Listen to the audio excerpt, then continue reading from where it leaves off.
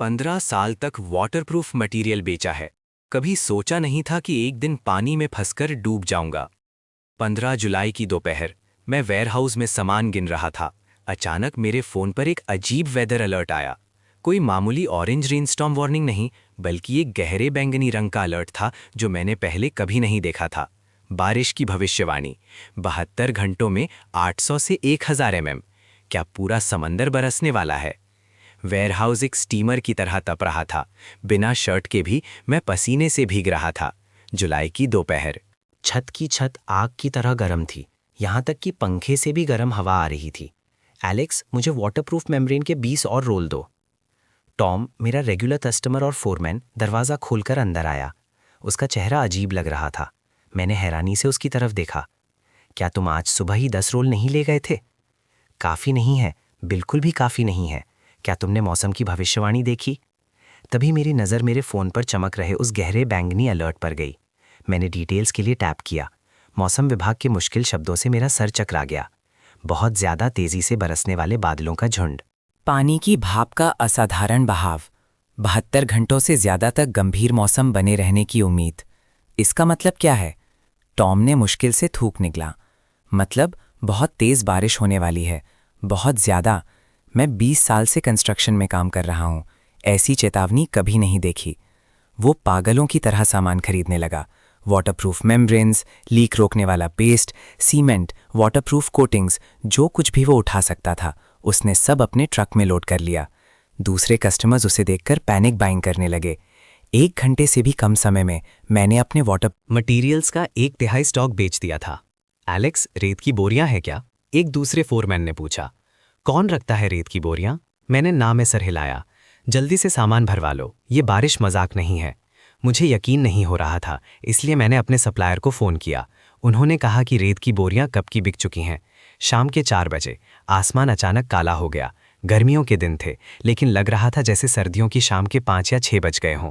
हवा तेज़ हो गई, वेयरहाउस के लोहे के दरवाजे से टकराने लगी। मैंने वेयरहाउस बंद किया और घर के लिए निकल गया। मार्केट से गुजरते हुए मैं चौंक गया। आमतौर पर मार्केट इस वक्त तक बंद हो जाती है, लेकिन आज वहाँ लोगों की भीड़ थी।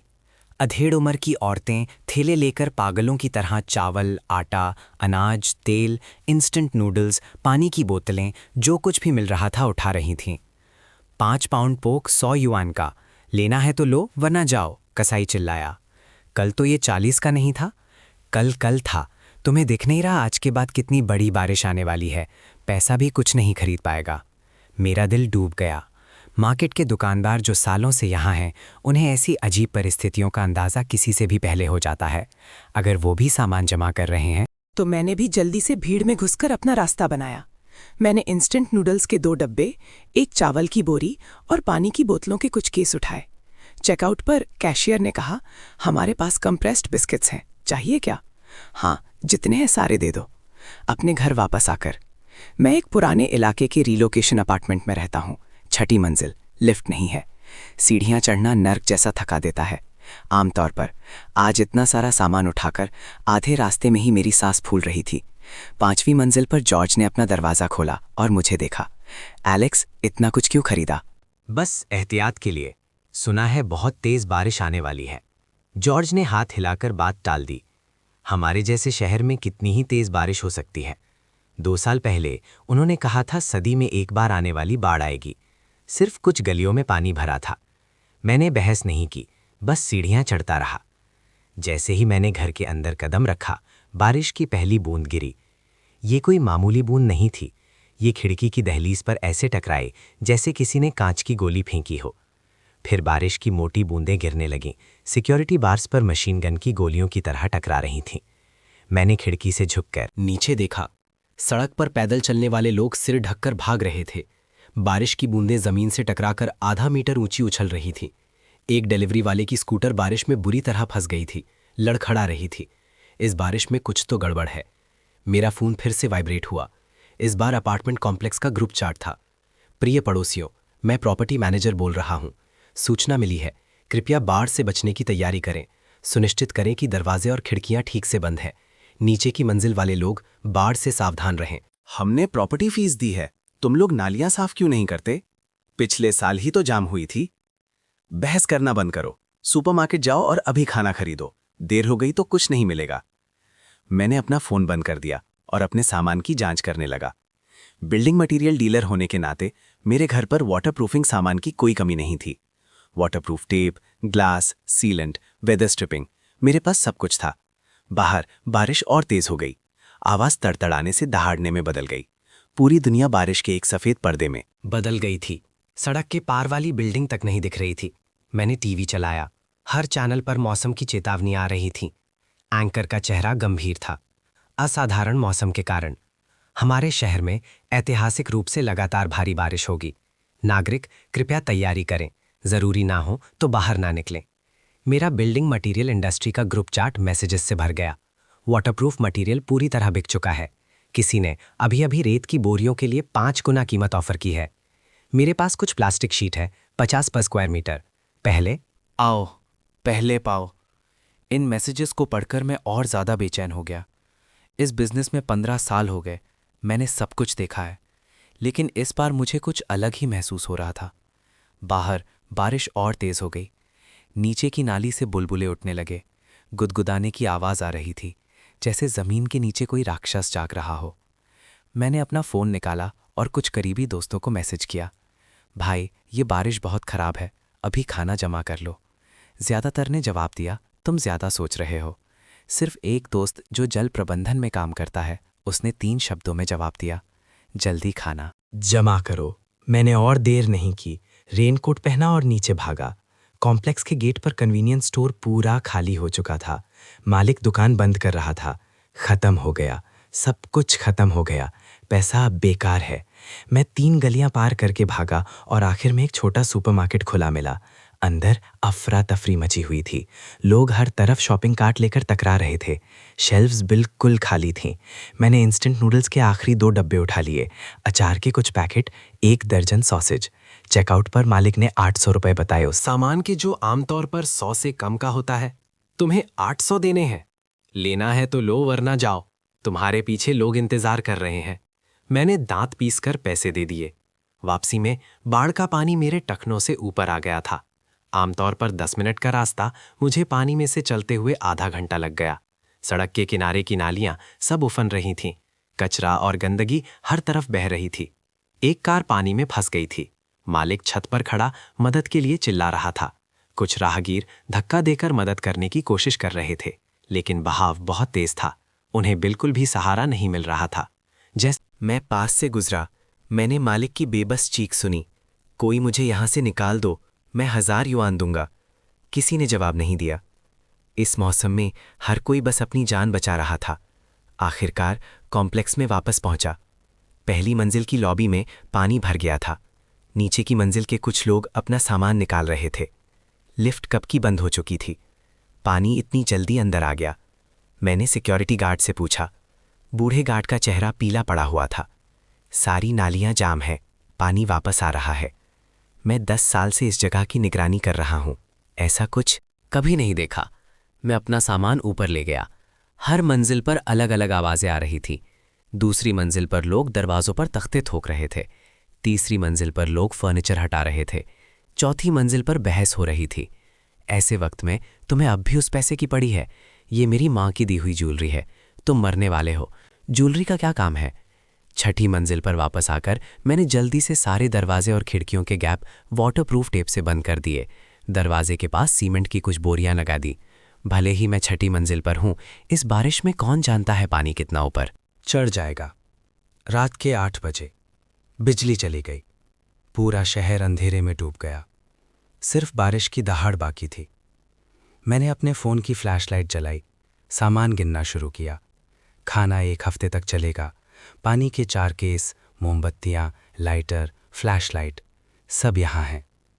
एक बैचलर के लिए ये काफ़ी है। फ़ोन का सिग्नल आ जा रहा था।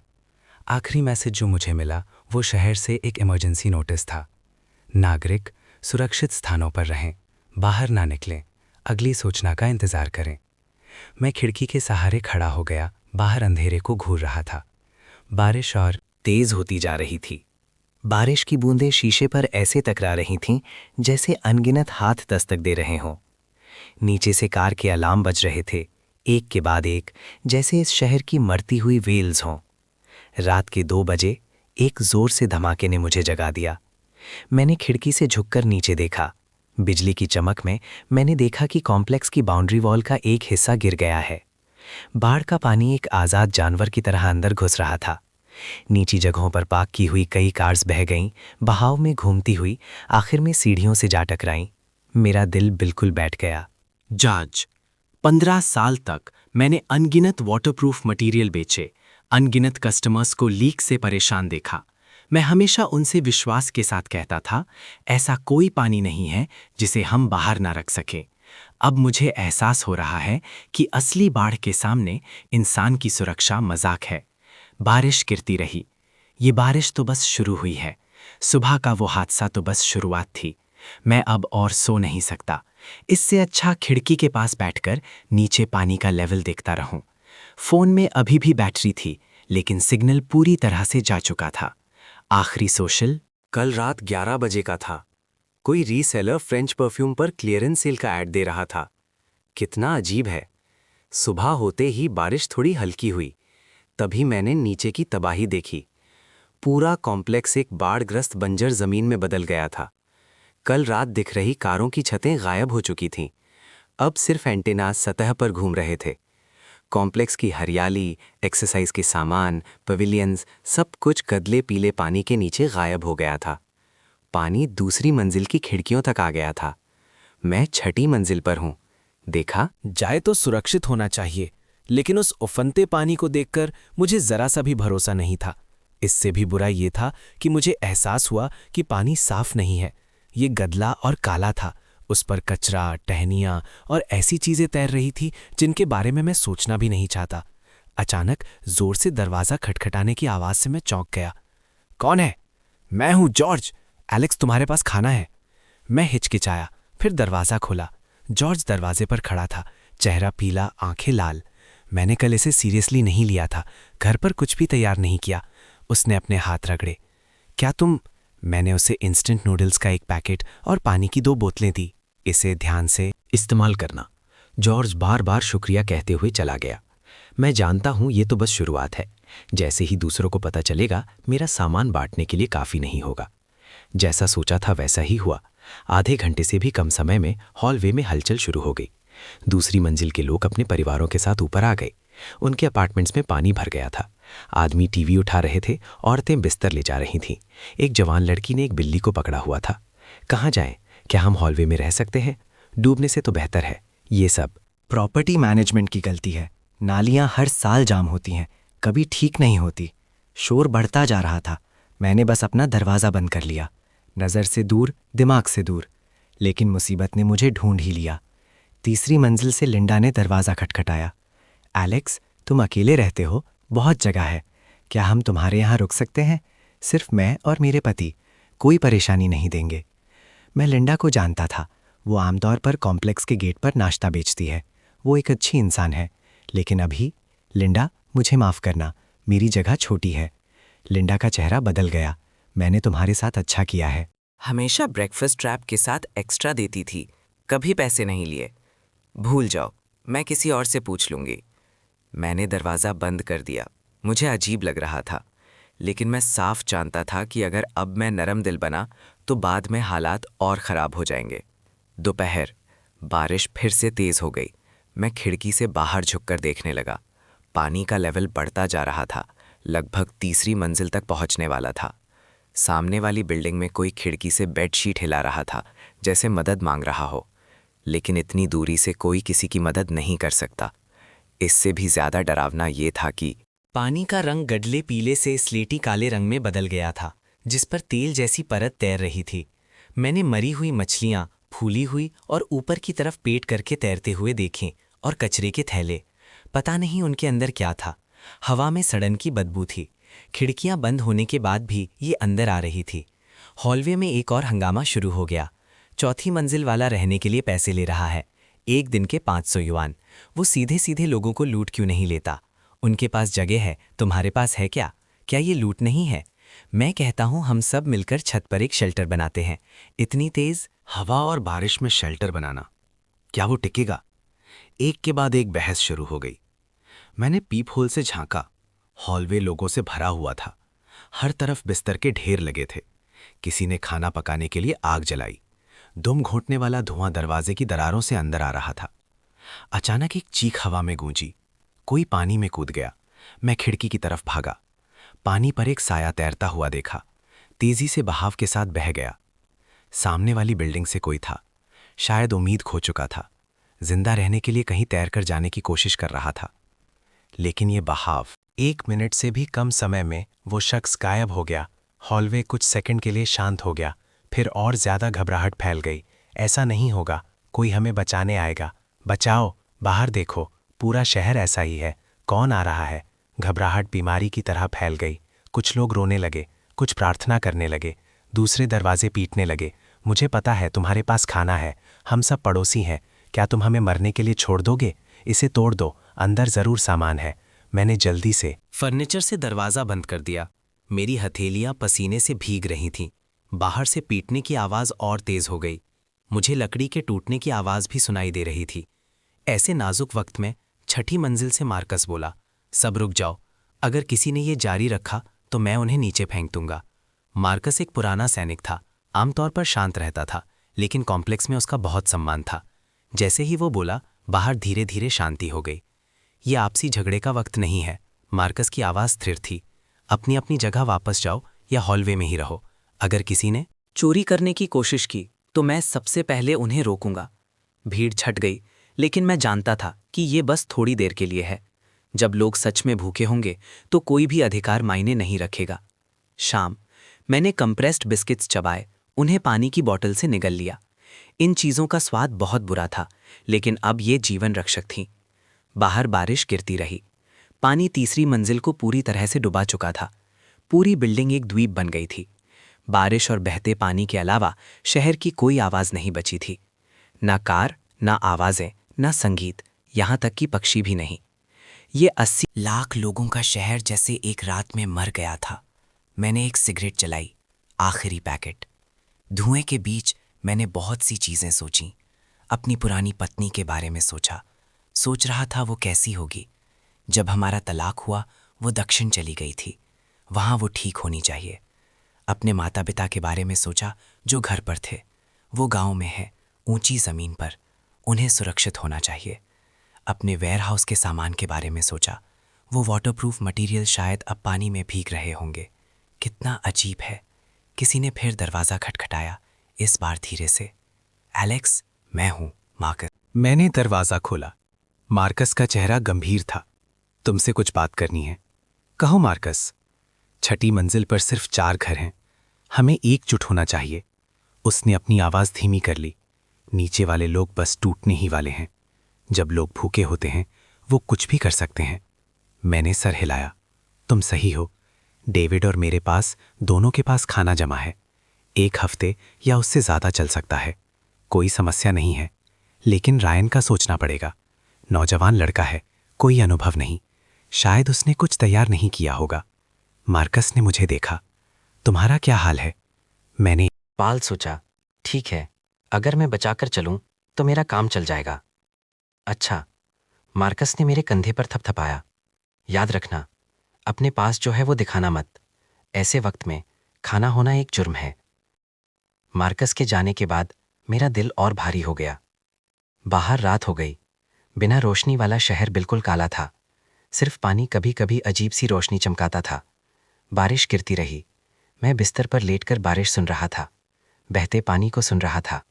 हॉलवे में गूंजती चीखों और गालियों को सुन रहा था। पहला दिन इतना असहनीय था।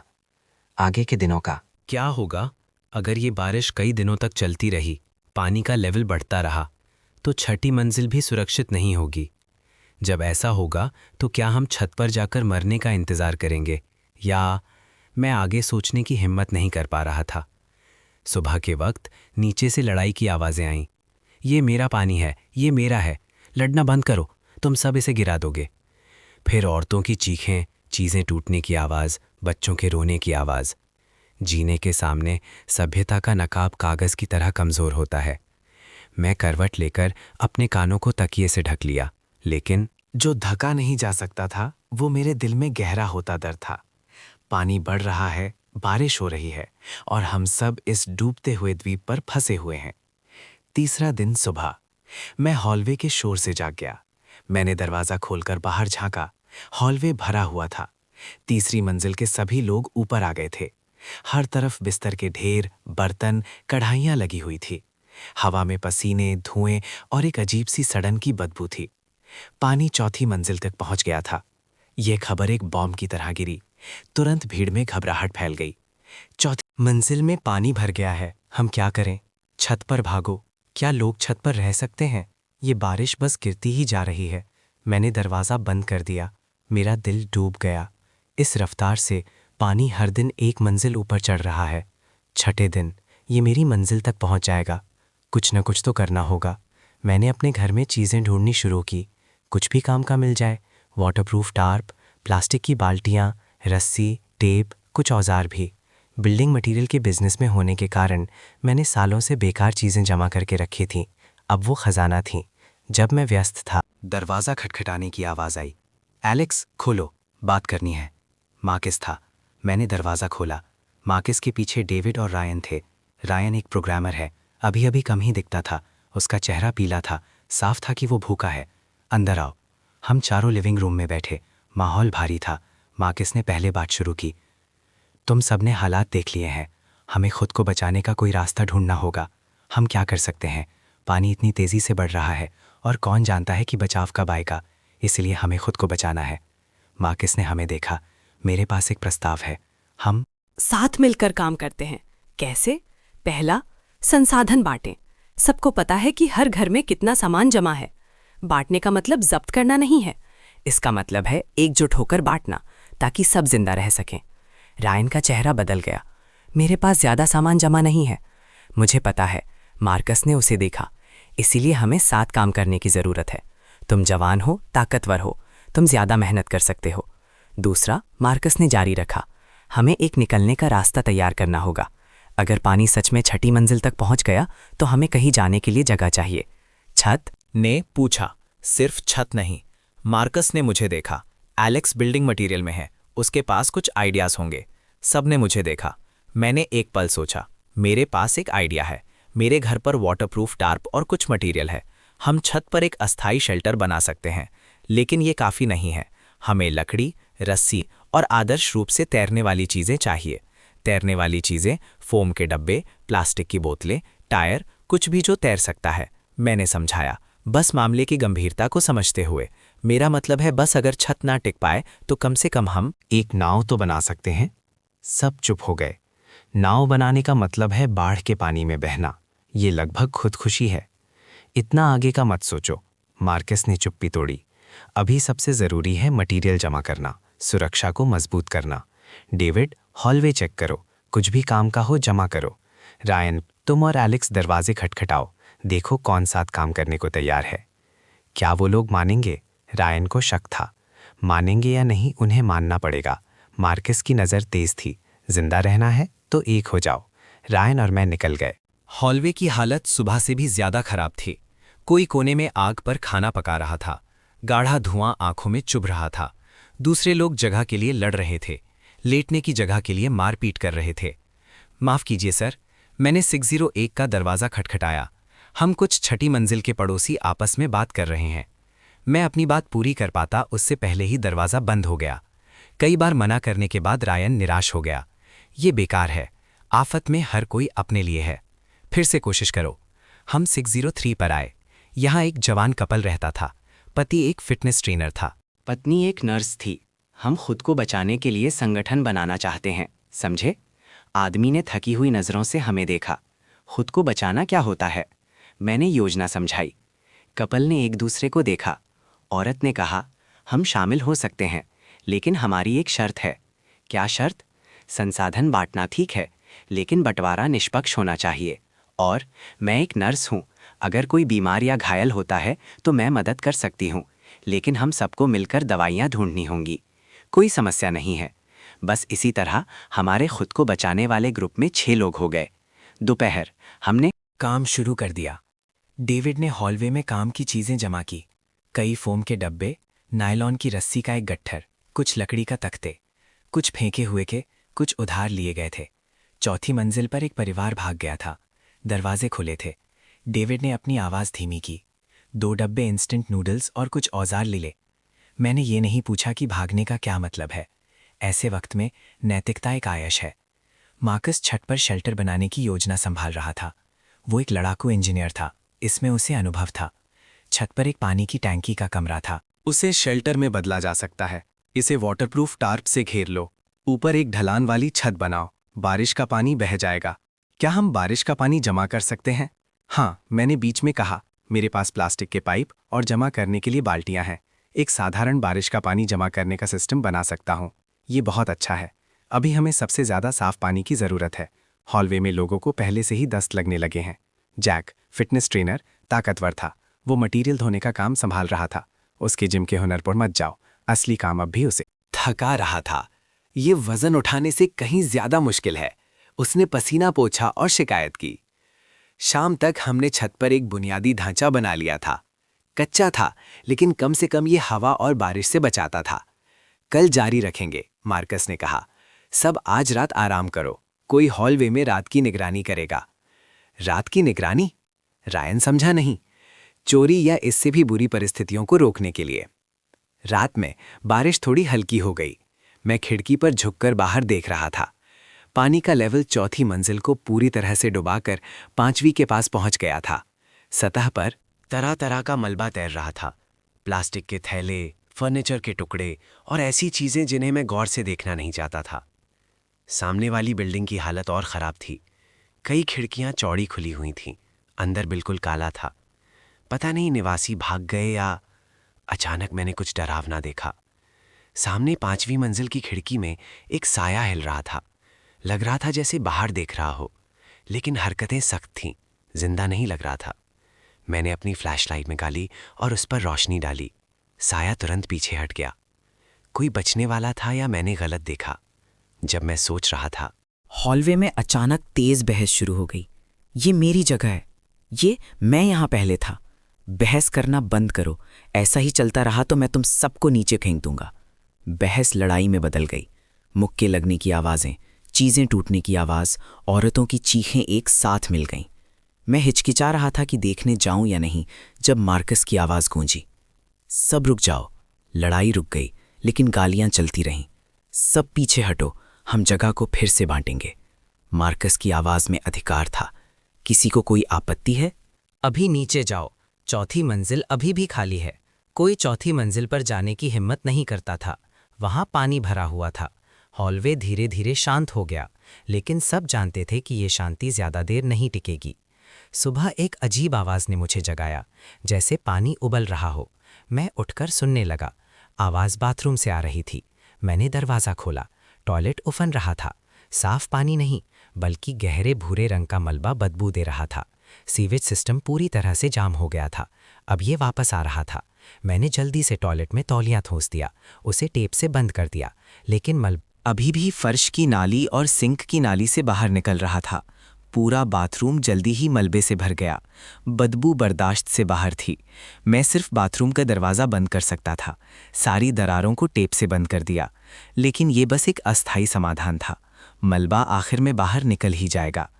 इससे भी बुरा ये था कि बाथरूम के बिना हम शारीरिक ज़रूरतों को कैसे पूरा करेंगे। सुबह होने के बाद मैंने पाया कि ये सिर्फ मेरी जगह नहीं थी। पूरी बिल्डिंग का सीवेज सिस्टम कोलैप्स हो गया था। हॉलवे में बदबू आ रही थी। लोगों ने समस्या का समाधान करने के लिए प्लास्टिक के थैलों का इस्तेमाल करना शुरू कर दिया। फिर उन्हें खिड़कियों से बाहर फेंक दिया। सभ्यता, गरिमा, जिंदा रहने के सामने ये शब्द हास्यास्पद रूप से खोखले थे। हम और इंतज़ार नहीं कर सकते। मार्कस ने एक मीटिंग बुलाई। हमें तेज़ी से काम करना होगा। छत का शेल्टर पूरा करना होगा, लेकिन हमारे पास काफ़ी मटीरियल नहीं है। डेविड ने माथे पर बल डाले। तो जाओ और ढूंढो। मार्कस ने खिड़की से बाहर देखा। पानी का लेवल अभी भी बढ़ रहा है, लेकिन रफ्तार धीमी हो गई है। जब तक हम हिलडुल सकते हैं, जो कुछ जमा कर सकते हैं करो। कहाँ? मार्कस ने सामने वाली बिल्डिंग की तरफ इशारा किया। वहाँ। सब चुप हो गए। सामने वाली बिल्डिंग में जाने का मतलब है 20 मीटर से ज़्यादा बाढ़ के पानी को पार करना। इस तेज़ बहाव में ये लगभग खुदकुशी है। मैं जाऊंगा। जेक खड़ा हो गया। मैं एक अच्छा तैराक हूँ। मैं भी जाऊंगा, मैंने कहा। ऐसा नहीं है कि मैं बहादुर हूं। मैं जानता हूं कि उस बिल्डिंग में एक बिल्डिंग मटेरियल की दुकान है। अगर किस्मत अच्छी रही तो हमें काम की चीज़ें मिल सकती हैं। बहुत खतरनाक है, एमिली ने चिंता से कहा। ना जाना और भी खतरनाक है, मार्कस ने कहा। एलेक्स, तुम्हारे पास रस्सी है? हाँ, नायलॉन की रस्सी, बहुत मजबूत। तो फिर तय है, कल सुबह जब बारिश हल्की हो तब चलना। उस रात मैं करवटी बदलता रहा। कल का मिशन लगभग असंभव था, लेकिन ना जाना, मरने का इंतजार करना और भी डरावना था। बाहर बारिश गिरती रही। ये शहर धीरे धीरे मर रहा था और हम अब भी जिंदा रहने के लिए संघर्ष कर रहे थे। चौथा दिन, सुबह। बारिश आखिरकार हल्की हुई। जैक और मैं 5वीं मंजिल की खिड़की पर खड़े थे, नीचे गडले बाढ़ के पानी को देख रहे थे। बहाव तेज था, तरह तरह के मलबे के साथ दहाड़ता हुआ गुजर रहा था। एक रेफ्रिजरेटर पानी में घूम रहा था। एक जोर से धमाके के साथ सीढ़ियों से टकराया, तुरंत टुकड़े टुकड़े हो गया। अब भी चलना है, जैक ने मुश्किल से थूक निगला। चलो, मैंने रस्सी अपनी कमर के चारों तरफ 3 बार बांधी। तुम ये सिरा पकड़ो, मैं पहले जाकर देखता हूं। सच तो यह है कि मेरे पैर कांप रहे थे, लेकिन अब कोई चारा नहीं था। मार्कस ने मेरे कंधे पर थपथपाया। अगर नहीं हो पा रहा है तो वापस आ जाना। जिंदगी किसी भी चीज से ज्यादा कीमती है, मुझे पता है। मैंने एक गहरी सांस ली और खिड़की से बाहर निकला। बाढ़ का पानी हड्डियों को ठंडा कर देने वाला ठंडा था, तुरंत मेरे कपड़ों को भिगा दिया। मैंने दांत पीसकर सामने की तरफ जोर से तैरा। बहाव सोचा था उससे भी ज्यादा तेज था। सिर्फ 2 मीटर दूर ही गया था कि एक लहर आई, मुझे सीधे पानी के अंदर धकेल दिया। गंदा मलबा मेरी नाक और मुंह में भर गया। उस स्वाद से मुझे लगभग उल्टी ही हो गई। पकड़े रहो, जेक पीछे से चिल्लाया। मैंने रस्सी को मजबूती से पकड़ा, पूरी ताकत से आगे तैरता रहा। 20 मीटर आमतौर पर एक पूल में आसान होता है, अब ये यांगजे नदी को पार करने जैसा था। एक लकड़ी का तख्ता मेरे सर के पास से गुजरा। अगर वो ठीक से लग जाता तो मैं बेहोश हो जाता। आखिर में मैंने सामने वाली बिल्डिंग की सिक्योरिटी बार्स को पकड़ लिया। पहुंच गया, मैंने पीछे से चिल्लाया। जेक ने उत्साह से हाथ हिलाया। फिर मैंने रस्सी को खिड़की के फ्रेम से बांध दिया, रस्सी को गाइड के रूप में इस्तेमाल करते हुए। अब ये आसान होगा। मैं 5वीं मंजिल में चढ़ गया। अंदर अफरा तफरी मची हुई थी। फर्नीचर हर जगह उल्टा पड़ा था। फर्श पर हर तरफ कीचड़ था। अपार्टमेंट खाली था। निवासी किसी वक्त भाग गए थे या अब भाग नहीं पाए। मैं आगे सोचने की हिम्मत नहीं कर पा रहा था। सीधे नीचे गया। चौथी मंजिल की बिल्डिंग मटेरियल की दुकान डूबी हुई थी। रोलिंग डोर चौड़ा खुला हुआ था। मैंने नीचे डुबकी लगाई और खोजा। कई तारों के बंडल, एक्सपेंशन बोल्ट्स का एक डब्बा, कुछ वाटरप्रूफ मटेरियल मिला। सबसे बड़ी खोज फोम बोर्ड का एक बंडल था जो तैरने के लिए बिल्कुल सही था। मैंने सब कुछ एक साथ बांधा, उसे मुश्किल 5वीं मंजिल तक वापस खींच कर लाया। जैक बेचैन हो रहा था। मुझे सुरक्षित वापस आते देखकर उसने राहत की सांस ली। जल्दी वापस आओ, कुछ गड़बड़ हो गई है। मैं रस्सी के सहारे वापस तैर कर आया। जैसे ही खिड़की से अंदर चढ़ रहा था, मैंने ऊपर हंगामा सुना। लूटपाट, 6ठी मंजिल पर कोई सामान छिपा रहा है। दरवाजा तोड़ दो, तोड़ो इसे। जैक और मैंने एक दूसरे को देखा। सब कुछ छोड़कर ऊपर भागे। 6ठी मंजिल पूरा अफरा तफरी का माहौल था। 10 से ज्यादा लोग दरवाजा 603 के चारों तरफ खड़े थे। कुछ दरवाजे पर लात मार रहे थे, दूसरे लकड़ियों से ताला तोड़ने की कोशिश कर रहे थे। अंदर मत आओ, जैक की पत्नी एमिली अंदर से रोई। कृपया, मैं तुमसे भीख मांगती हूं, खोलो वरना हम इसे तोड़ देंगे। हाँ, तुम्हारे पास खाना है जबकि हम भूखे मर रहे हैं। मार्कस और डेविड उन्हें रोकने की कोशिश कर रहे थे, लेकिन वो कम थे। सब रुक जाओ, मैं आगे बढ़ा। तुम्हारा कोई काम नहीं, दफा हो जाओ। एक चेहरे पर घाव वाले आदमी ने मुड़कर देखा। ये मेरे दोस्त की जगह है। दोस्त? चेहरे पर घाव वाले आदमी ने हंसी उड़ाई। अब दोस्त? एक दोस्त सबके साथ खाना बांटता है, भीड़ ने जवाब दिया। हाँ, खाना बांटना चाहिए। वो क्यों? इसे जमा कर रहे हैं, खोलो इसे। हम सब पड़ोसी हैं, क्या तुम हमें मरने के लिए छोड़ दोगे? कितना अजीब है, मैंने यही बात 2 दिन पहले सुनी थी। किसी ने ये मुझसे कहा था। जाके भीड़ को धक्का देकर दरवाजे की रक्षा करने लगा। किसी ने मेरी पत्नी को हाथ लगाया तो मैं उससे लड़ूंगा। चेहरे पर घाव वाले आदमी ने एक फल काटने वाला चाकू निकाला। लड़ो तो आओ। तनाव तुरंत चरम पर पहुंच गया। उस पल एक आवाज गूंजी। यहाँ क्या हो रहा है? भीड़ अलग हो गई। चौथी मंजिल से विक्टर ऊपर आया। मैं इस आदमी को जानता हूँ, एक कबाड़ इकट्ठा करने का स्टेशन चलाता है। आमतौर पर दोस्ताना लगता है, लेकिन वो असल में निर्दयी है। विक्टर, ये लोग सामान छिपा रहे हैं, सबके साथ नहीं बांट रहे। चेहरे पर घाव वाले आदमी ने तुरंत शिकायत की। विक्टर ने हमें देखा, फिर दरवाजे को। ऐसा करते हैं, हम सब पड़ोसी हैं, थोड़ा समझदारी से काम लेते हैं। आधे निकाल लो, बाकी रख लो। हम क्यों दें? जाक गुस्से में था, इसलिए विक्टर के पीछे से 4-5 गुंडे निकले। सबके हाथ में हथियार थे, लग रहा था वो तैयार होकर आया था। मार्कस आगे बढ़ा। बॉस विक्टर, थोड़ी दया दिखाओ। मार्कस, मैं एक आदमी के रूप में तुम्हारा सम्मान करता हूं। विक्टर बिना किसी गर्माहट के मुस्कुराया। लेकिन अब हालात क्या हैं, तुम मुझसे बेहतर जानते हो। या तो आधा बांट लो या। उसने बात पूरी नहीं की, लेकिन खतरा साफ था। एमिली अंदर रोई। दे दो उन्हें जेक, दे दो उन्हें। जेक ने दांत पीस लिए। उसकी मुट्ठियां जोर से बंध गईं। दरवाज़ा खोलो। मैंने उसके कंधे पर थपथपाया। जिंदा रहो तो आगे लड़ सकते हो। दरवाज़ा खुला। विक्टर के आदमी अंदर घुस गए। कैबिनेटों को उल्टा पुल्टा कर दिया। 2 डब्बे इंस्टेंट नूडल्स, 1 बोरी चावल, कुछ पानी की बोतलें मिली। बस इतना ही। चेहरे पर घाव वाला आदमी असंतुष्ट था। सच में बस इतना ही है, एमिली ने रोते हुए कहा। उन्होंने फिर से तलाशी ली। सच में और कुछ नहीं मिला। आधा ले लो। विक्टर ने हाथ हिलाया। उसके आदमी तुरंत 1 डब्बे नूडल्स और आधा बोरी चावल ले गए। जाते हुए उसने मुझे एक मतलबी नज़र से देखा। एलेक्स है ना? सुना है तुम्हारे पास काफ़ी सामान जमा है। मेरा दिल डूब गया। बड़ी मुसीबत। विक्टर के जाने के बाद भीड़ छट गई, लेकिन सब जानते थे कि ये बस शुरुआत है। मुझे माफ़ कर दो, एमिली सिसकियां भरते हुए बोली। मैंने लापरवाही से खिड़की के पास नूडल्स बनाए। किसी ने देख लिया। तुम्हारी गलती नहीं है, मार्कस ने सांत्वना दी। ये जल्दी या देर से होना ही था। हम 6 लोग इकट्ठे हुए। माहौल भारी था। हम क्या करें? डेविड ने पूछा। विक्टर और उसका गिरोह साफ तौर पर संगठित है। हमें लड़ना होगा, जेक ने दांत पीसकर कहा। जल्दबाजी मत करो, मार्कस ने उसे रोका। आमने सामने हम हार जाएंगे। कोई दूसरा रास्ता चाहिए। क्या रास्ता? मार्कस ने मुझे देखा। एलेक्स, तुम सामने से क्या लाए हो? कुछ बिल्डिंग मटेरियल और फोम बोर्ड। एक नाव बनाने के लिए काफ़ी है। सब हैरान रह गए। मार्कस, तुम्हारा मतलब है? सबसे बुरे के लिए तैयार रहो। मार्कस का चेहरा गंभीर था। विक्टर यहां नहीं रुकेगा। बाकी लोग भी उसके रास्ते पर चलेंगे जब उन्हें एक बार स्वाद मिल जाएगा। मरने का इंतजार करने के बजाय वहां जाओ। मार्कस ने खिड़की से बाहर इशारा किया। मैंने देखा है, 2 किलोमीटर उत्तर में। वहां ऊंची जमीन है। पुराने सिटी हॉल की जगह ऊंचाई पर है। शायद बाढ़ नहीं आई होगी। 2 किलोमीटर बाढ़ के पानी में बहना, ये योजना पागलों वाली है। पहले तैयारी करो, मार्कस ने फैसला किया। सबसे अच्छा है अगर हमें ना जाना पड़े, लेकिन अगर जाना ही पड़ा। उस रात हमने चुपके से तैयारी शुरू कर दी। मैंने नाव के ढांचे का डिजाइन संभाला। फोम बोर्ड आधार के रूप में, तैरने के लिए खाली पानी की बोतलें, फ्रेम के रूप में लकड़ी के तख्ते, बांधने के लिए रस्सी।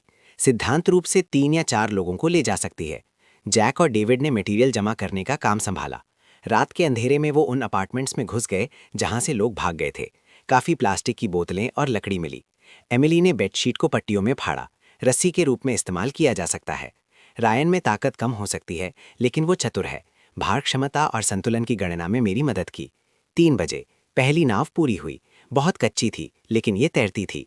2 और बनाओ, मार्कस ने कहा। सुरक्षा के लिए बेहतर है। सुबह के पास अचानक हॉलवे से चीखें आईं। हम बाहर देखने के लिए भागे। देखा कि कोई दूसरी मंजिल की सीढ़ियों पर पड़ा है। पेट में एक चाकू, फर्श पर खून का तालाब। क्या हुआ? खाने के लिए लड़ाई, उस व्यक्ति ने रुक रुक कर कहा। तीसरी मंजिल पर कोई मर गया है। बात पूरी करने से पहले ही वो मर गया। हॉलवे में मौत जैसी शांति छा गई। सबको एहसास हो गया कि चीजें पूरी तरह से हाथ से निकल चुकी हैं। एक निवाले के लिए लोग अब मार रहे हैं। सब वापस जाओ। विक्टर की आवाज नीचे से आई। किसी ने भी सामान जमा करने की हिम्मत की तो यही होगा। मैं कांप गया, मरे हुए के कारण नहीं, बल्कि इसलिए कि मैं अचानक समझ गया कि विक्टर ये क्यों कर रहा है। वो डर का इस्तेमाल कर रहा है, सबको नियंत्रित करने के लिए। पूरी बिल्डिंग को अपने राज्य में बदल रहा है, और हम जैसे जिन लोगों के पास सामान है वो उसके खत्मे के निशाने पर हैं। हमें आज रात जाना होगा। अंदर वापस आकर मार्कस ने धीरे से कहा, देर हो गई तो बहुत देर हो जाएगी। सबने सर हिलाया। कटने का इंतजार करने के बजाय अपनी किस्मत आजमाना बेहतर है। बाहर बारिश फिर से तेज हो गई। पानी का लेवल 5वीं मंजिल के पास आ रहा था। पूरा शहर निगलने वाला था और मानवता पहले ही डूब चुकी थी। 5वां दिन, स्थिति ने एक तेज मोड़ लिया। सुबह मैं एक गंदी बदबू से जागा। मामूली बदबू नहीं, बल्कि वो सड़न जो आपको उल्टी करवा दे। मैंने दरवाज़ा खोला। हॉलवे का दृश्य देखकर मेरी सांस रुक गई। हर जगह कचरा और मलबा। सीवेज के बिना लोग प्लास्टिक के थैलों का इस्तेमाल कर रहे थे, फिर उन्हें हॉलवे में फेंक रहे थे। हर जगह मक्खियां भिनभिना रही थीं, गंदगी में कीड़े रेंग रहे थे। इससे भी बुरा, कोई बीमार था। तीसरी मंजिल से उल्टी की आवाज़ें आ रही थी, फिर कमज़ोर कराने की आवाज़। मैंने अपनी नाक ढककर नीचे देखने गया। देखा कि एक अधेड़ उम्र का आदमी सीढ़ियों पर अकड़ा हुआ है। चेहरा पीला, लगातार पीला द्रव्य उल्टी कर रहा है। उसके पास फर्श पर बदबूदार मलबे का एक तालाब था। सर, क्या हुआ? उसने कमज़ोरी से सिर उठाया। पानी, मुझे पानी दो। मैं हिचकिचाया। वापस जाकर उसे एक पानी की बोतल दी। उसने उसे पकड़कर पी ली। सिर्फ 2 घूंट ही पिए होंगे कि उसे फिर उल्टी हो गई। निश्चित रूप से गंदा पानी पिया था। पास के किसी ने कहा, कल उसे बारिश के पानी से नूडल्स पकाते हुए देखा था। उबला भी नहीं था। सही हुआ, एक दूसरे व्यक्ति ने थूका। ऐसे वक्त में अभी सावधान नहीं। कोई उसकी मदद नहीं कर रहा था। सब संक्रमण से डर रहे थे। मैं भी जल्दी से चला गया। इस माहौल में बीमार पड़ना मौत की सजा है। 6ठी मंजिल पर वापस मार्कस सबको दवाइयां बांट रहा था। मेरे पास दस्त के लिए नॉरफ्लॉक्सिन है। उसने एक ब्लिस्टर पैक निकाला। रैशन से लो, हर व्यक्ति को 2 गोलियां। मेरे पास सर्दी की दवाइयां और बुखार उतारने वाली दवाइयां हैं। एमिली ने भी योगदान दिया। उन्हें छिपा कर रखो, मार्कस ने चेतावनी दी। किसी को देखने मत देना, वरना। उसके बाद पूरी करने से पहले बाहर दरवाज़ा खटखटाने की आवाज़ आई। खोलो। पड़ोसी समिति। अब एक पड़ोसी समिति भी है। मार्कस ने हमें दवाई छिपाने का इशारा किया, फिर दरवाज़ा खोलने गया। विक्टर बाहर खड़ा था। उसके पास एक पतला आदमी लाल आर्मबैंड पहने हुए था। मार्कस, ये हमारी नई गठित आत्मरक्षा समिति है। विक्टर ने मुस्कुराते हुए कहा, मैं संसाधन के एकजुट वितरण का प्रभारी निदेशक हूँ। स्वयं घोषित निदेशक। तुम क्या चाहते हो? मार्कस ने ठंडे से पूछा। बिल्डिंग में कोई बीमार है, दवाई चाहिए? पतले आदमी ने कहा। किसी के पास भी दवाई है तो उसे योगदान देना होगा। एकजुट वितरण। हमारे पास दवाई नहीं है। विक्टर ने हाथ हिलाया। कई लोग अंदर घुसने की कोशिश करने लगे। मार्कस ने दरवाजे पर रोक दिया। बॉस विक्टर, तुम हद पार कर रहे हो। हद पार? विक्टर ने हंसी उड़ाई। ये बिल्डिंग मॉर्ग बन रही है। बिना नियंत्रण के सब मर जाएंगे। अगर तुम्हारी भलाई इसी में है तो सहयोग करो, वरना। बहस के दौरान अचानक नीचे से हंगामा हुआ। कोई मर गया। तीसरी मंजिल। कोई मर गया है। विक्टर का चेहरा बदल गया। तलाशी को भूल गया। अपने आदमियों के साथ जल्दी से नीचे गया। हम भी देखने के लिए पीछे गए। देखा कि पहले वाला बीमार आदमी मर गया था। लाश अभी भी अकड़ी हुई थी, आंखें खुली हुई थी। इसे बाहर फेंको, कोई चिल्लाया। कहाँ? खिड़की से बाहर। लेकिन ये तो, तुम इसे छुट्टियों के लिए रखना चाहते हो। संक्रमित होने का इंतजार करो। बहस के बीच विक्टर बोला, इसे छत पर ले जाओ। छत? हाँ, वहां हवा आती है, फैलेगा नहीं। उसने चारों तरफ देखा। अब से जो भी बीमार होगा वो। छत पर क्वारंटीन के लिए? भीड़ में हंगामा हो गया। ये तो मौत की सजा है। छत पर कुछ नहीं है। बीमार लोग कैसे जिंदा रहेंगे? विक्टर ने गुस्से से देखा। तो हॉलवे में रहो, साथ मरना चाहते हो? किसी ने भी विरोध करने की हिम्मत नहीं की। 2 तगड़े आदमियों ने लाश को छत की तरफ उठाया। जब वो गुजरे, मैंने देखा कि मरे हुए व्यक्ति के नाखून काले थे। उल्टी अभी भी उनके मुंह के कोनों से लगी हुई थी। ये तो बस शुरुआत है। दोपहर तक 3 और लोगों में लक्षण दिखने लगे। उल्टी, दस्त, बुखार, आम तेज गैस्ट्रोएंटेराइटिस। ये पानी है। एमिली ने चिंता से कहा, बारिश का पानी साफ दिखता है, लेकिन इसमें बैक्टीरिया से भरा बाढ़ का पानी मिला हुआ है। हम क्या करें? डेविड ने पूछा। उबालना होगा, हो सके तो फिल्टर करना होगा। मैंने लोगों को सीधे बारिश का पानी पीते, उससे घाव धोते हुए देखा है। ये मौत को बुलावा देना है। लेकिन जानकर भी कुछ मदद नहीं मिलती। ना ईंधन, ना साफ बर्तन। बहुत से लोग इसे कच्चा पीने के लिए मजबूर हैं। शाम तक 7 लोग बीमार थे। विक्टर ने लोगों को उन्हें सबको छत पर ले जाने के लिए संगठित किया। कुछ ने विरोध किया। उन्हें बेहोश करके खींचकर ले जाया गया। कृपया, मैं अभी भी सह सकती हूँ। एक औरत आंसुओं में भीख मांगने लगी। सबकी सुरक्षा के लिए अलग करना जरूरी है, विक्टर ने ठंडे से कहा जब उसे खींच कर ले जाया जा रहा था। मैं मरना नहीं चाहती, मुझे बचाओ। कोई बोलने की हिम्मत नहीं कर रहा था। सब जानते थे कि छत पर जाने का क्या मतलब है। ना कोई आश्रय, ना कोई देखभाल, तूफान में मरने का इंतजार। राक्षस, जेक ने दांत पीसकर कहा। मार्कस ने उसे रोका। मुसीबत खड़ी मत करो, हम आज रात जा रहे हैं। अंधेरे के बाद छत से हल्की कराहने की आवाज आई। बारिश धातु की शीटों पर बज रही थी, कभी कभी कमजोर मदद के लिए चीखों के साथ में ली हुई। मदद, कोई मुझे बचाओ, बहुत ठंड है, बहुत ठंड है। माँ, मैं घर जाना चाहती हूँ। वो आवाजें भूत की तरह हॉलवे में तैर रही थीं, हमारे रोंगटे खड़े कर रही थीं। आधी रात के बाद आवाजें धीरे धीरे कम हो गईं। पता नहीं वो सो गए या अब और इंतजार नहीं कर सकते थे। मार्कस ने हमें इकट्ठा किया। हम अब जा रहे हैं, लेकिन अभी भी बारिश हो रही है। रायन चिंतित था। इंतजार नहीं कर सकते। मार्कस ने नीचे इशारा किया। तुमने देखा नहीं, बीमार सब बुजुर्ग, कमजोर और जिनके पास खाना नहीं है वो हैं। क्यों? हमने हैरान होकर एक दूसरे को देखा। क्योंकि उनके पास खाने के लिए कुछ नहीं है, सिर्फ कच्चा पानी, कचरा। मार्कस ने अपनी आवाज धीमी की। हमारे पास सामान है, हम अभी के लिए सह रहे हैं। विक्टर हमें उन्हें रखने नहीं देगा। जेक ने अपनी मुट्ठियां बंद की। वो हिम्मत नहीं करेगा। क्या हिम्मत नहीं करेगा? मार्कस ने हंसी उड़ाई। हमें बीमार कर देगा, हमें छत पर भेज देगा। बिल्कुल सही, फिर हमारा सामान उसका हो जाएगा। सब समझ गए। सामान बांधो, जो ले सकते हो ले लो, मार्कस ने आदेश दिया। नाव पहले नीचे जाएगी, फिर लोग। तेज और शांत। हम चले। नाव रस्सी से खिड़की से नीचे गिरी, जोर से छपाक हुई। खुशकिस्मती से बारिश ने शोर को दबा दिया। औरतें पहले, मार्कस ने कहा। एमिली ने एक बैकपैक पकड़ा जिसमें दवाइयां और कुछ खाना था। वो पीली थी, लेकिन बहादुरी से खिड़की से बाहर चढ़ी। जेक नीचे इंतजार कर रहा था। दोनों पहली नाव पर चढ़ गए। नाव बहाव में डगमगाई, देखने में डरावनी थी, लेकिन वो स्थिर हो गई। अगला, फिर बाहर कदमों की आवाज। कोई है, रायन ने तनाव में कहा। मैंने दरवाजे पर दबाव डाला। बाहर कम से कम 3 या 4 लोग थे। इसने उन्हें पहले चुपके से घूमते हुए देखा था। विक्टर के आदमियों ने दरवाजा खटखटाया। रुको, सुनो। हम सांस लेने की हिम्मत नहीं कर पाए। मार्कस ने डेविड और रायन को आगे बढ़ने का इशारा किया। उसने एक धातु की छड़ पकड़ी, लड़ने के लिए तैयार। खाली लग रहा है, इसे खोलो। एक दरार। वो ताला तोड़ रहे थे। मार्कस ने दरवाजा खींचकर खोला, छड़ को पहले आदमी के सर पर दे मारा। वो चीखा और गिर गया। जाओ। मार्कस ने दरवाजा रोका। सब नीचे। मैंने अपना पैक पकड़ा और खिड़की से कूद गया। ठंडी बाढ़ ने मुझे तुरंत घेर लिया। सरिया पर आने से पहले मैंने पानी निकल लिया। डेविड ने मुझे नाव पर खींच लिया। रायन पहले से ही दूसरी नाव पर था। मार्कस कहाँ है? यहाँ। मार्कस खिड़की से कूदा, उसके बाजू पर खून लगा था। जल्दी, वो आ रहे हैं। विक्टर के आदमी खिड़की से बाहर झुके, फ्लैशलाइट इधर उधर घुमा रहे थे। वो भाग गए। विक्टर को बताओ। हम तेजी से चप्पू चला रहे थे। नाव तेज बहाव में हिचकोले खा रही थी। एक लहर ने हमें लगभग पलट ही दिया। संभल कर, नीचे हो जाओ, मार्कस चिल्लाया।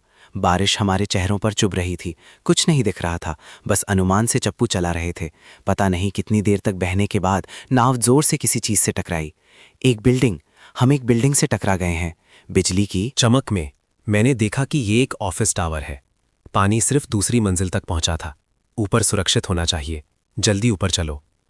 हम एक दूसरी मंजिल की खिड़की से संघर्ष करते हुए अंदर गए। फर्श पर गिर गए, हाफ रहे थे। हम जिंदा हैं। सब अभी के लिए ठीक है? मार्कस ने सबकी जांच की। मुझे लगता है मुझे बुखार है, रायन ने कमजोरी से कहा। फ्लैशलाइट से हमने देखा कि उसका चेहरा लाल था, माथे पर पसीना था। हम बर्बाद हो गए। इस माहौल में बुखार का मतलब दवाई। एमिली ने पैक में खंगाला। बुखार उतारने वाली दवाइयां ले लो। एंटीबायोटिक्स, सब कुछ।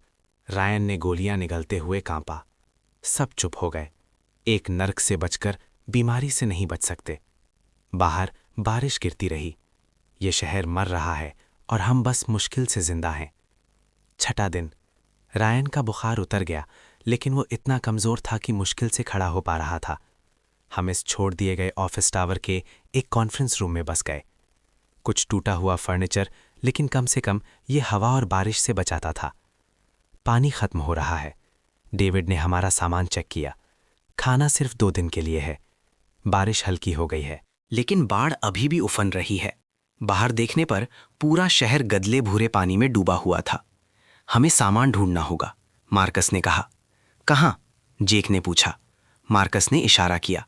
वहाँ एक शॉपिंग सेंटर है, ऊंची बिल्डिंग, ऊपर की मंजिल सूखी होनी चाहिए। सेंटर लगभग 500 मीटर दूर था। इस बाढ़ में ये एक असंभव दूरी थी। नाव खत्म हो गई है, मैंने उसे चेक किया। फोम बोर्ड ढीले हो गए थे, रस्सियां घिसी हुई थीं। तो हम तैर कर जाएंगे, मार्कस ने कहा। 2 रायन के साथ रहो, बाकी मेरे साथ आओ। एमिली और डेविड रुक गए। मार्कस, जेक और मैं निकले। पानी ठंडा था। हम थोड़ी देर तैरने के बाद ही कांप रहे थे। इससे भी बुरा तैरती हुई चीजें थीं। प्लास्टिक के थैले पैरों में उलझ जाते थे, तख्ते सर पर लगते थे और नरम चीजें हमसे टकराती थीं। सोचना नहीं चाहता कि वो क्या थीं। आधे रास्ते जेक चिल्लाया, क्या हुआ? मुझे किसी चीज ने काट लिया। वो छटपटाया। एक काली आकृति पानी के अंदर चमकी। एक कुत्ता! मार्कस चिल्लाया, तैरो! एक बड़ा कुत्ता पानी में संघर्ष कर रहा था, भूखा, कुछ भी काट रहा था। जेक की पिंडली कटी हुई थी, खून बह रहा था। हम तेजी से सेंटर की तरफ तैरे। टूटे हुए कांच के दरवाजों से अंदर चढ़े। पहली मंजिल पूरी तरह से बाढ़ में डूबी हुई थी। एस्केलेटर डूबा हुआ था। हम दीवारों के सहारे चढ़ रहे थे। दूसरी मंजिल चौंकाने वाली थी। हर जगह लोग, शरणार्थी, सच में आदमी, औरतें, बच्चे एक साथ भरे हुए थे। हवा में पसीने, पेशाब और सड़न की बदबू थी। जैसे ही हम अंदर आए, दर्जनों आंखें हम पर टिक गईं। नए आए हैं? एक टकला आदमी पास आया। उसके हाथ पर एक ड्रैगन का टाटू था। बस गुजर रहे हैं, खाना ढूंढ रहे हैं, मार्कस ने कहा। टकले ने हमें ऊपर से नीचे देखा। यहाँ के नियम जानते हो? क्या नियम? नए आने वाले सुरक्षा शुल्क देते हैं, टकले ने हाथ बढ़ाया। खाना, सामान, जो भी तुम्हारे पास है। वरना 7 या 8 गुंडे उसके पीछे से उठे। हाथ में हथियार थे। फिर से वही। मार्कस बोलने ही वाला था, लेकिन जेक पहले गुस्से में आ गया। भाड़ में जाए तुम्हारा सुरक्षा शुल्क। उसने घुमाकर मारा। टकले को सीधा लगा। उन्हें पकड़ो। माहौल अफरा तफरी में बदल गया। जेक मूल रूप से एक फिटनेस का शौकीन था। जब वो जोर से मारता है तो तेजी से गिरते हैं, लेकिन वो हमसे ज्यादा थे। वो जल्दी ही हावी हो गए। फिर एक प्रभावशाली आवाज गूंजी। भीड़ अलग हो गई। अपने 50s में एक आदमी निकला, चाकूर चेहरा, गरिमायुक्त। बॉस जॉर्ज टकला तुरंत सम्मानित हो गया। जॉर्ज ने हमें देखा। नए दोस्तों, बुरा मत मानो, मुश्किल समय है, सब संघर्ष कर रहे हैं। उसने टकले को घूरा। माफी मांगो। टकले ने अनिच्छा से कहा, माफ करना, ऊपर बात करते हैं। जॉर्ज ने इशारा किया। हम उसके पीछे तीसरी मंजिल पर गए। यहाँ साफ था, लोग कम थे। बैठो। जॉर्ज ने एक सोफे की तरफ इशारा किया। मैं जॉर्ज हूँ, यहाँ एक सुपरमार्केट चलाता था। तुम कहाँ से हो? मार्कस ने संक्षिप्त योग से बताया। जॉर्ज ने सर हिलाया। मुझे पता है, विक्टर निर्दयी है। तुम बच गए हो, ये तुम्हारी किस्मत है। तुम सेंटर को नियंत्रित करते हो, मुश्किल से नियंत्रण। जॉर्ज ने कड़वी मुस्कान से कहा, लोगों ने बस मुझे प्रबंधित करने के लिए चुना है। यहाँ 300 से ज्यादा लोग हैं। खाना, पानी, सफाई, सब समस्याएं हैं। सामान, सुपरमार्केट चौथी मंजिल पर है। कुछ स्टॉक बचा है, लेकिन 300 लोगों के लिए ज्यादा देर नहीं चलेगा। उसने खिड़की से बाहर देखा। अगर बारिश नहीं रुकती है, अगर बचाव नहीं आता है। उसने बात पूरी नहीं की। हम सब समझ गए। तुम रुक सकते हो, जॉर्ज ने कहा, लेकिन नियम मानना होगा। मेहनत में योगदान देना होगा। क्या मेहनत? सामान इकट्ठा करना, व्यवस्था बनाए रखना, और उसने थोड़ी देर रुककर कहा, लाशों को ठिकाने लगाना। लाशें? मैंने अब देखा कि लोग बहुत हैं, लेकिन बुजुर्ग या बच्चे कम हैं। बीमारी, भूखमरी, हिंसा। जॉर्ज की आवाज हर दिन भारी थी। अगर हम उनसे नहीं निपटेंगे तो महामारी फैल जाएगी। तुम उनसे कैसे निपटते हो? जॉर्ज ने खिड़की से बाहर इशारा किया। उन्हें नीचे फेंक दो। सरल, क्रूर, प्रभावी। हमें दवाई चाहिए, मार्कस ने कहा। हम में से एक घायल है। दवाइयाँ महंगी करेंसी है। जॉर्ज ने सर हिलाया। जब तक क्या?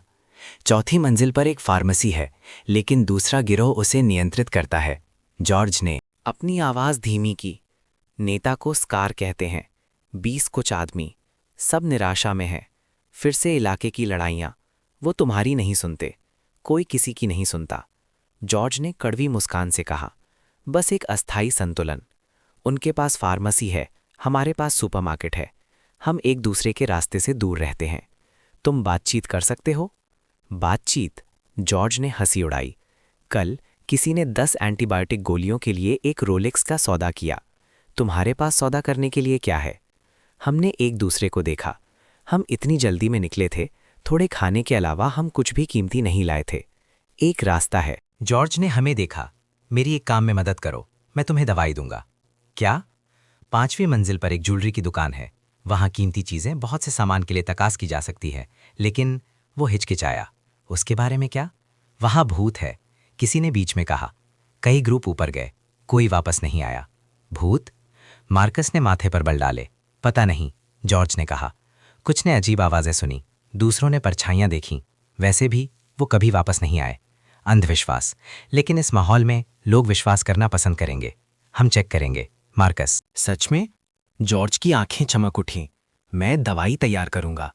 हमने अपना सामान चेक किया। हम में से हर एक ने एक धातु की छड़ और एक फ्लैशलाइट ली। 5वीं मंजिल शांत थी, भयानक रूप से शांत। कॉरिडोर के दोनों तरफ दुकानें थीं, दरवाजे चौड़े खुले हुए थे, अंदर लूटपाट हुई थी। लग रहा है उन्हें पहले ही लूट लिया गया था।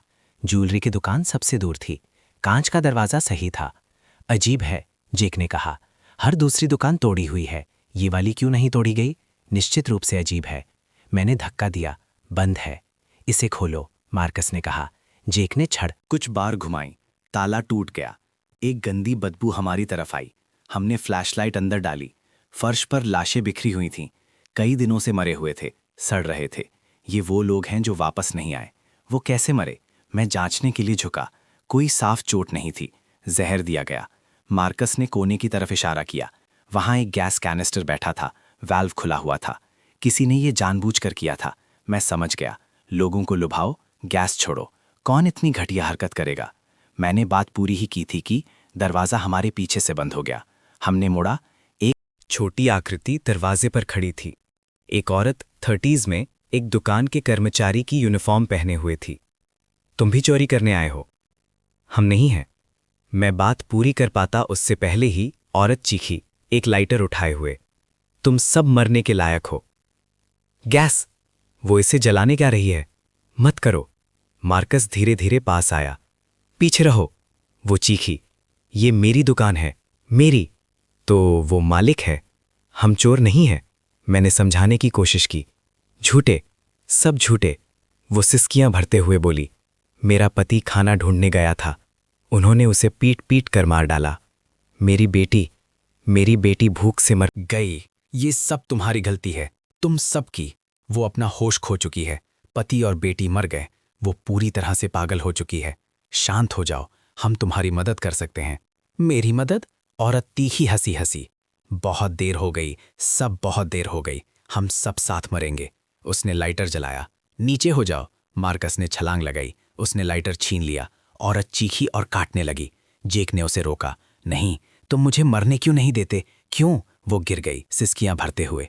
हमने गैस कैनिस्टर बंद कर दिया, हवा के लिए खिड़कियां खोल दी। हम क्या करें? जेक ने पूछा। उसे ले जाओ। नीचे ले जाओ, मार्कस कहता है। हम औरत को नीचे ले जाते हैं। अब वो विरोध नहीं कर रही है, बस रोए जा रही है। जॉर्ज हमें सुरक्षित लौटते देखकर हैरान है। सच में भूत था? भूत नहीं था, मैंने बताया क्या हुआ था। जॉर्ज ने आह भरी। एक और बेचारी आत्मा। ये वक्त लोगों को पागल कर देता है। दवाई जो तुमने वादा किया था, यहाँ है। उसने एक छोटी सी एंटीबायोटिक की बोतल दी। इसे कम इस्तेमाल करना। हमने उसे धन्यवाद दिया और निकल गए। दूसरी मंजिल पर वापस औरत को एक कोने में बैठा दिया गया है।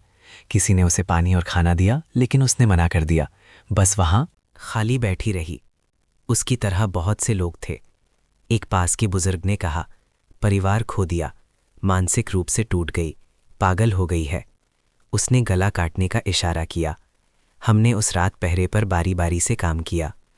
सुबह के पास औरत अचानक खड़ी हुई, खिड़की की तरफ चली। मत करो, मैंने उसे रोकने की कोशिश की। बहुत देर हो चुकी थी। वो कूद गई, अंधेरे बाढ़ के पानी में गायब हो गई। एक छपाक तक नहीं हुई। मैं खिड़की पर स्थिर खड़ा रहा। अंदर एक खोखलापन सा महसूस हो रहा था। ये है प्रलय, डूबना नहीं, भूखे मरना नहीं, बल्कि निराशा से मारे जाना। सुबह 2 और लाशें बिल्डिंग से फेंकी गई। एक बुजुर्ग भूख से मरा, एक बच्चा बीमारी से। जिंदा लोग अब सुन्न हो गए थे।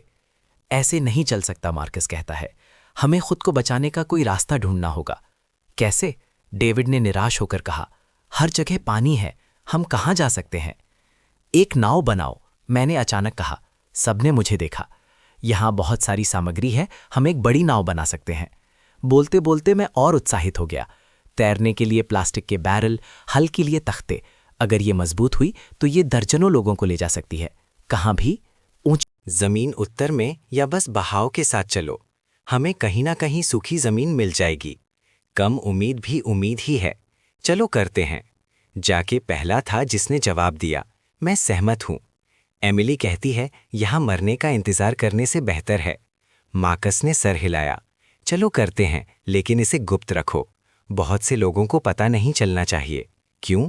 हमारे आसपास की निराश आंखों को देखो। एक बार उन्हें पता चला कि एक नाव है तो वो बिना सोचे इसके लिए लड़ेंगे। फिर कोई बाहर नहीं निकल पाएगा। जब जीने की बात आती है तो मानवता बेकार है।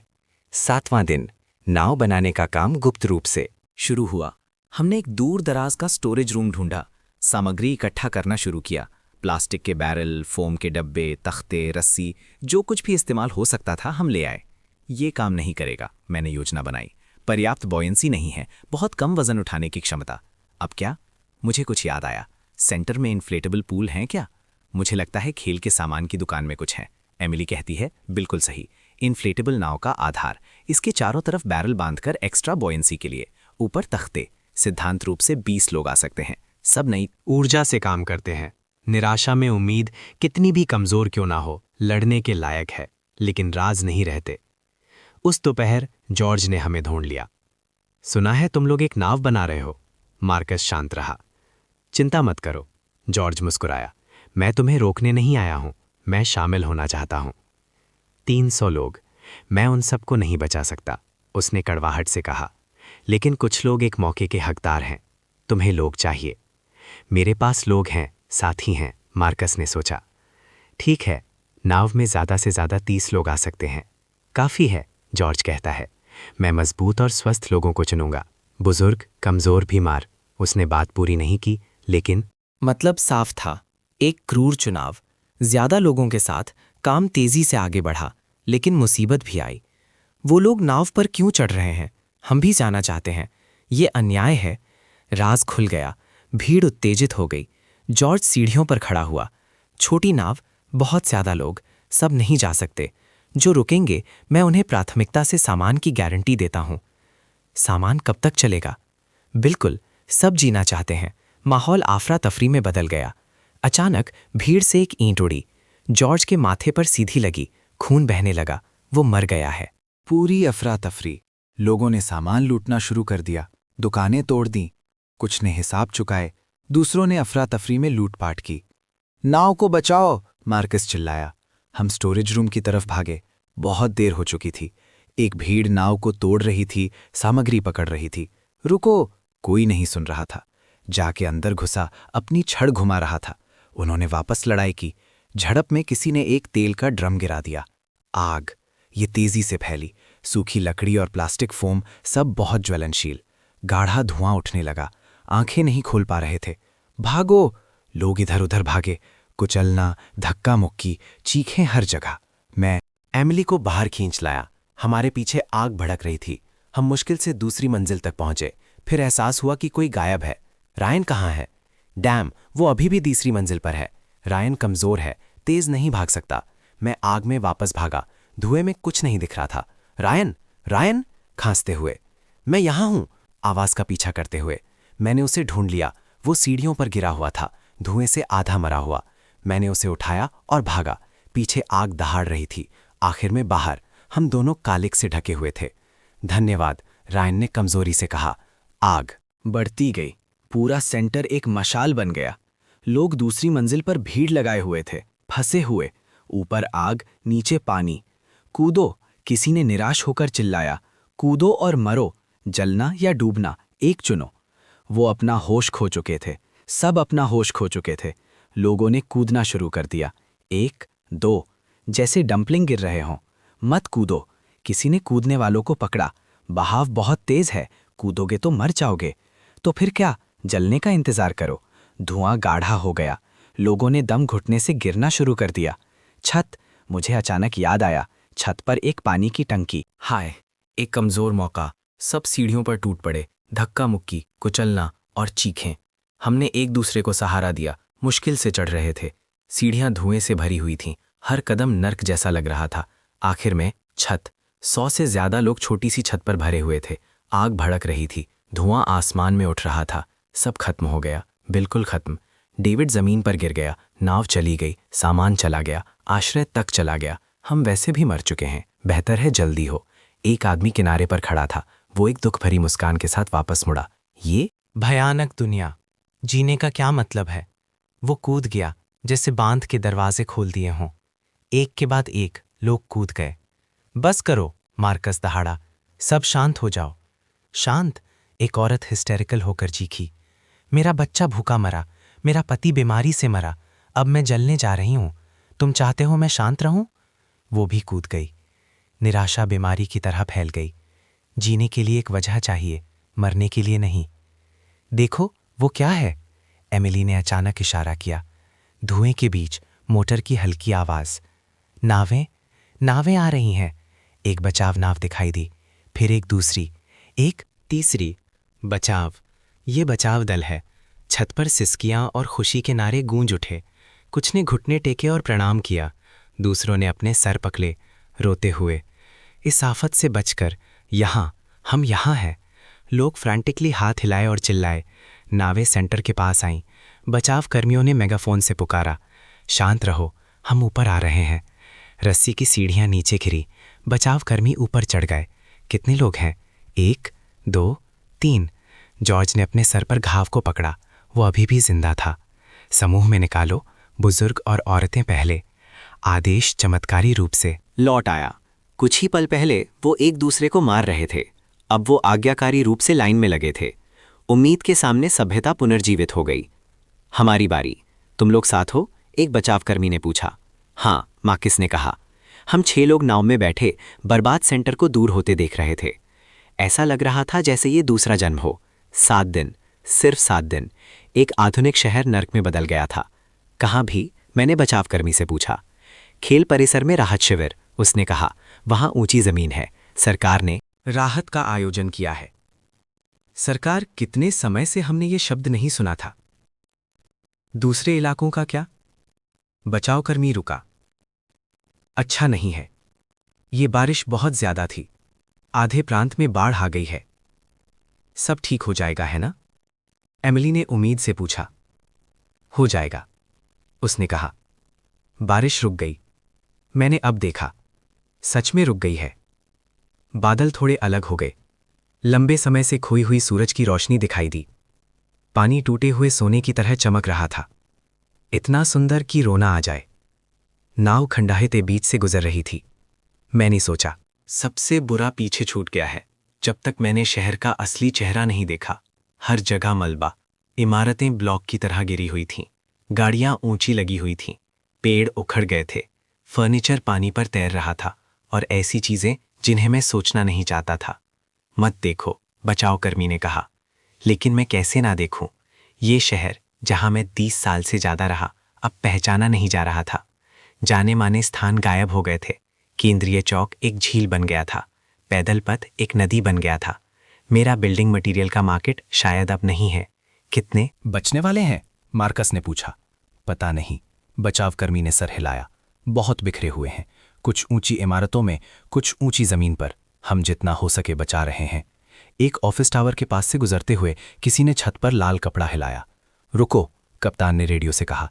स्थान को चिन्हित करो, हम वापस आएंगे। इस ग्रुप को पहले सुरक्षित पहुंचाओ। ये उन्हें छोड़ना नहीं है।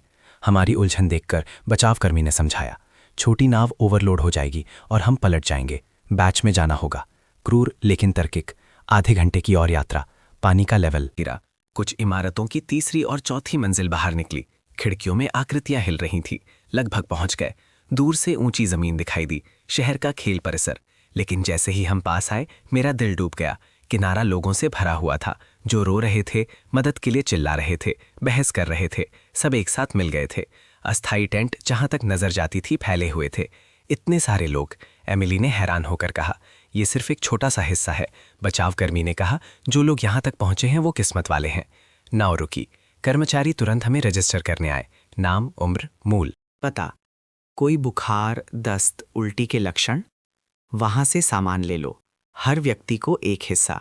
कोई लड़ाई नहीं, यांत्रिक लेकिन कुशल। हमें एक पानी की बोतल, 2 स्टीम्ड बन्स, एक अचार का पैकेट मिला। बस इतना ही। जैक ने माथे पर बल डाले। शुक्र करो, सामान बांटने वाली औरत ने कहा। लाखों लोग हैं, खाना मिलना ही अच्छा है। वास्तव में चारों तरफ लोगों का समंदर देखकर आदमी, औरतें, बुजुर्ग, जवान, कपड़े फटे हुए, आंखें खोखली, हमने बैठने के लिए एक जगह ढूंढ ली।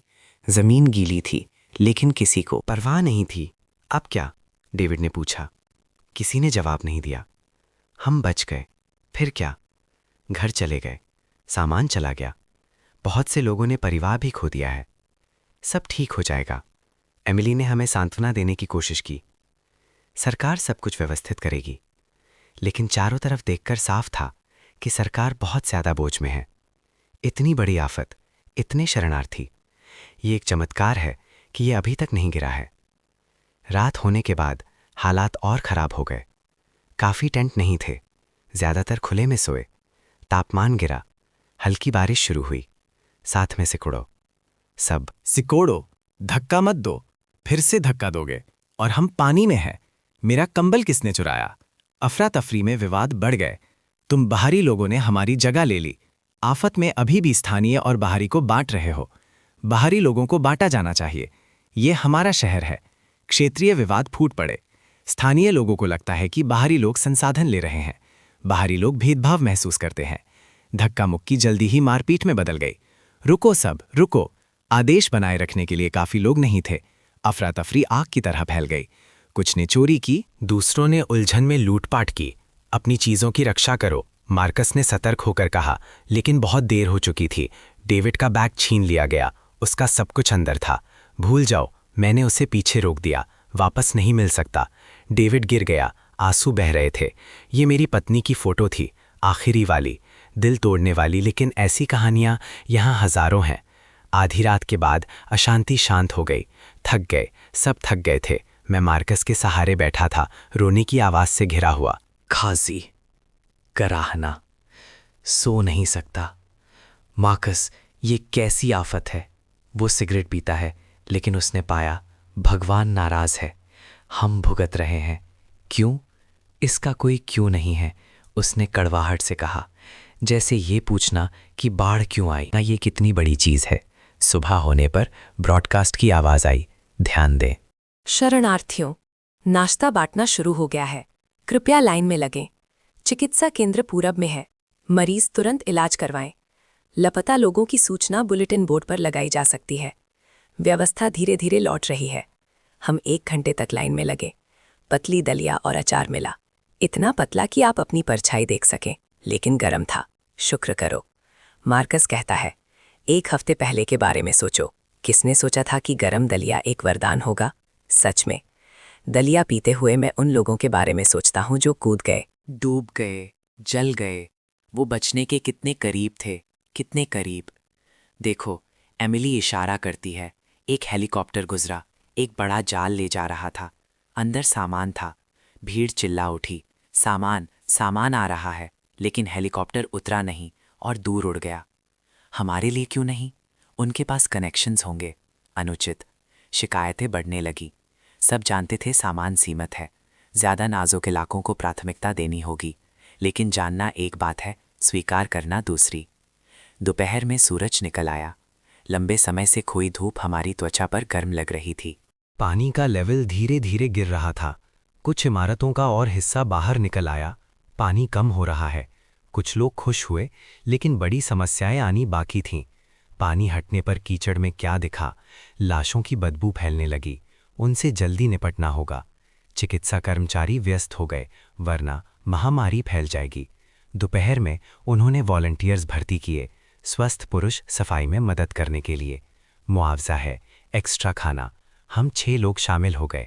काम सरल है, मलबा हटाओ, लाशें हटाओ, गंदा, थकाने वाला, खतरनाक। लेकिन उस एक्स्ट्रा खाने के लिए हर कोई काम के लिए लड़ रहा था। मुझे ट्रांसपोर्ट टीम में लगाया गया। पहली बार इतने सारे मरे हुए लोगों के इतने करीब। मेरा पेट खराब हो गया। उल्टी खत्म करो, काम पर लगो। टीम लीडर ने बिना किसी भाव के कहा, आज ये इलाका साफ करो। यांत्रिक रूप से उन्हें हटा रहे थे। मत सोचो वो कौन थे, उनकी कहानियां, बस नंबर 1, 2, 3। जैसे ही सूरज ढलने लगा, मैं सुन हो चुका था। आज के लिए बस इतना ही, लीडर ने कहा। कल जारी रखेंगे। अपना मुआवजा ले लो। 2 बन, 1 अचार का पैकेट, 1 पानी की बोतल। आम रेशन से दुगना। क्या ये सही है? जाके कहता है अपना बुन चबाते हुए। क्या ये सही है? उस रात मुझे बुरे सपने आए। लाशें जिंदा हो गईं। पूछ रही थी मैं जिंदा क्यों हूं। मैं जागा तो देखा मैं अकेला नहीं हूं। बहुत से लोग रो रहे थे, चीख रहे थे, नींद में बात कर रहे थे। जिंदा लोग भी नर्क से गुजर रहे थे। सब ठीक हो जाएगा, एमिली फुसफुसाई। पता नहीं किसको सांत्वना दे रही थी। क्या होगा? पहली बार तारों को देखकर वो बहुत दूर लग रहे थे, उस जिंदगी की तरह जो हमने जी थी और कभी वापस नहीं आएगी। 10वां दिन।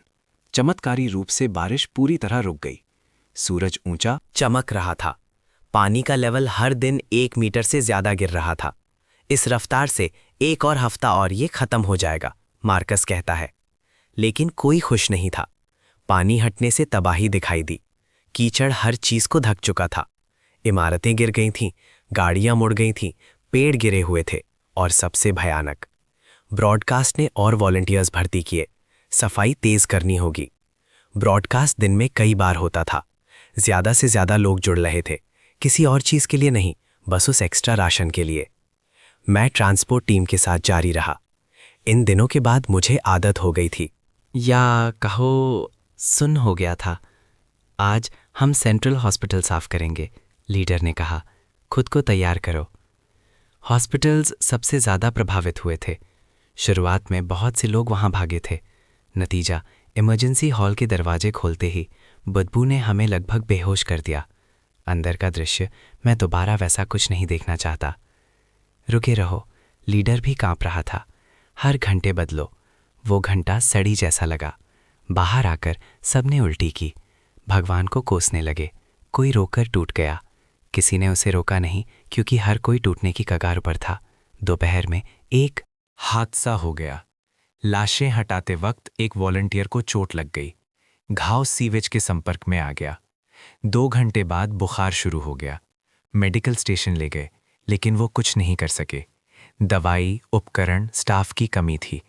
शाम तक वो मर गया। अब से ग्लव्स और चेहरा ढककर रखना, लीडर ने घोषणा की। जो नहीं सुनेगा वो अपनी जिम्मेदारी पर। ग्लव्स, मास्क खाने से ज्यादा कीमती। हाथों को कपड़े की पट्टियों से लपेटो। चेहरा ढकने के लिए कपड़े फाड़ो।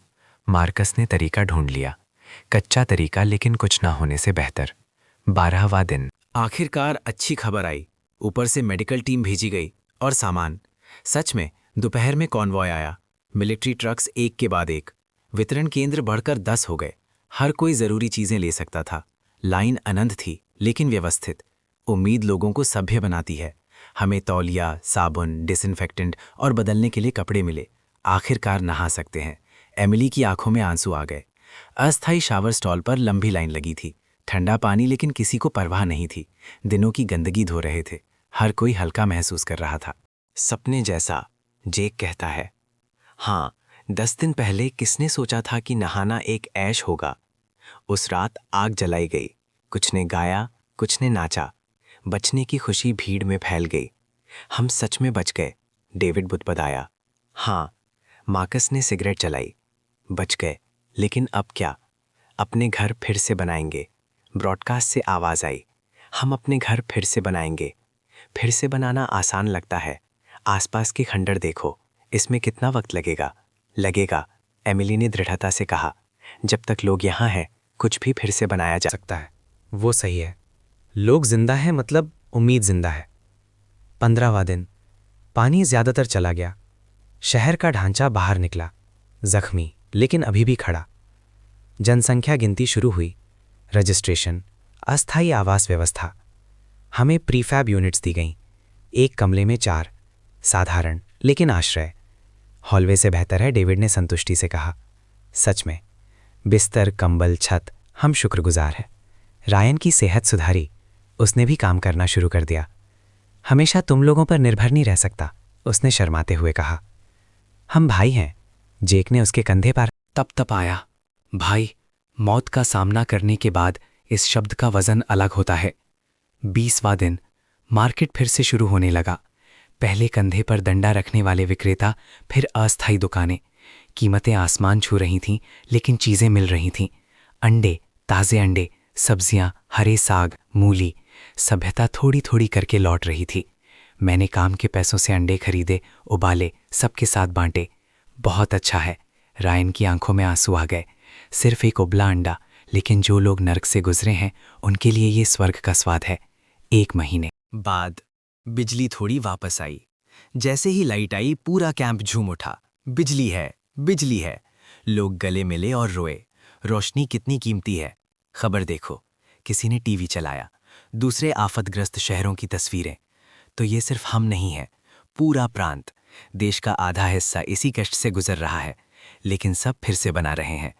केंद्र सरकार ने पुनर्निर्माण के लिए 100 अरब आवंटित किए। हर जगह से सामान आ रहा है। आफत के बाद का पुनर्निर्माण पूरी तेजी पर। उम्मीद फैल रही है। 2 महीने बाद मुझे काम मिल गया। कंस्ट्रक्शन साइट, ईंटें धोना, थकाने वाला लेकिन आमदनी है। वापस पुराने धंधे में। मैं कड़वाहट से मुस्कुराया। मटीरियल नहीं बेच रहा, लेकिन अभी भी कंस्ट्रक्शन से जुड़ा हूं। मार्कस कैंप में मैनेजर बन गया। जेक और एमिली ने एक छोटा रेस्टोरेंट खोला।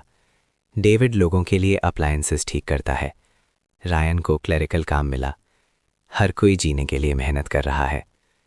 3 महीने बाद अस्थायी कैंप का स्थानांतरण शुरू हुआ।